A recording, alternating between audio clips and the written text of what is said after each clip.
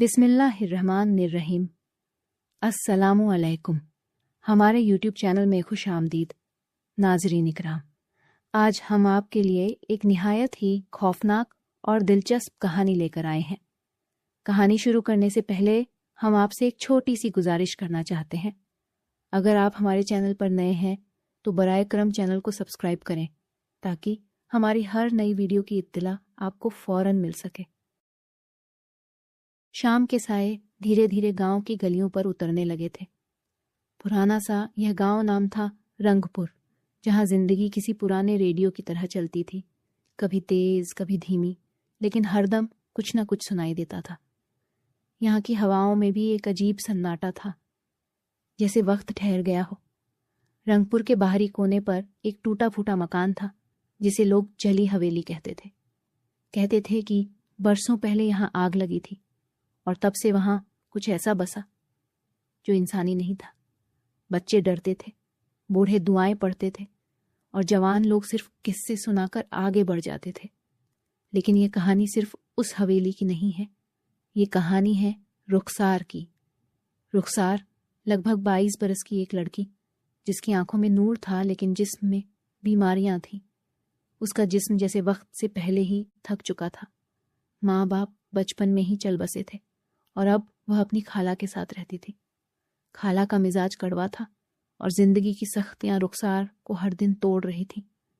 वो अक्सर अपने घर की छत पर बैठी आसमान की तरफ देखा करती थी, जैसे कोई जवाब ढूंढ रही हो, जैसे कोई देख रहा हो उसे और देखा जा रहा था। दूसरी तरफ वो कोई नहीं जानता उसका नाम, सिर्फ इतना जानते थे कि वो इस दुनिया से नहीं लेकिन इस दुनिया में कहीं गुम था। वो जिन्न था और बहुत खतरनाक। वो हवेली में ही बसता था, लेकिन उसके असर की परछाइयां दूर तक जाती थी।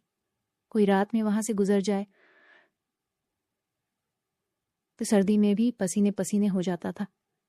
लेकिन उस जिन्न के अंदर भी एक कोना था जो अब बदलने लगा था। उसने रुखसार को देखा था पहली बार तब जब वो छत पर बैठी रो रही थी। वो फूट फूट कर रो रही थी और उसका जिस्म बुखार से कांप रहा था। आसमान पर बादल थे, बिजली गरज रही थी, लेकिन उस जिन्न के अंदर कुछ और गरज रहा था एहसास। उस दिन से वो उसे हर रोज देखने लगा। रुखसार की हालत दिन ब दिन बिगड़ती जा रही थी। खाला इलाज के नाम पर सिर्फ झाड़ फूंक कराती थी और खाना भी मुश्किल से देती थी। लेकिन फिर एक रात कुछ बदल गया।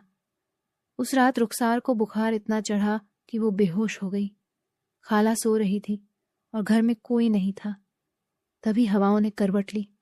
हवा जैसे कांपने लगी, दरवाजे अपने आप खुलने लगे और फिर एक साया, बिल्कुल काला धुआं सा, कमरे में दाखिल हुआ। वो जिन्न था, लेकिन उसने कुछ भी डरावना नहीं किया। वो बस आया और रुखसार के पास बैठ गया।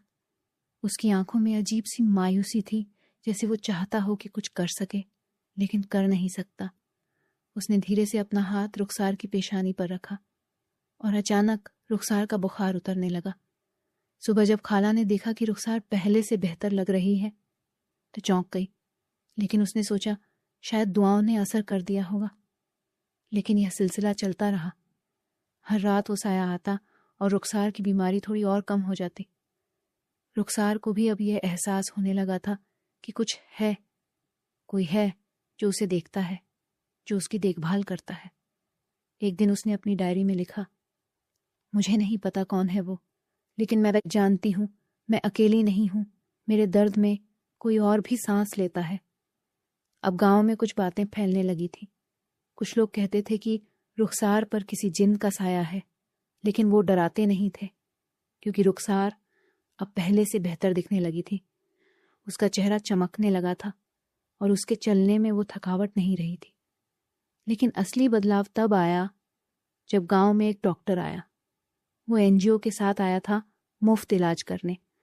रुखसार को भी दिखाया गया और उन्होंने बताया कि उसे एक गंभीर बीमारी थी, लेकिन अब उसकी हालत बहुत बेहतर हो रही है। डॉक्टर खुद हैरान था, बिना दवा के ये सुधार का ऐसे। रुखसार मुस्कुरा दी। उसने बस आसमान की ओर देखा और चुप रही। कहानी आगे के पार्ट में पूरी की जाएगी, इसलिए कृपया चैनल को सब्सक्राइब करें ताकि आप आगे की कहानी मिस न करें।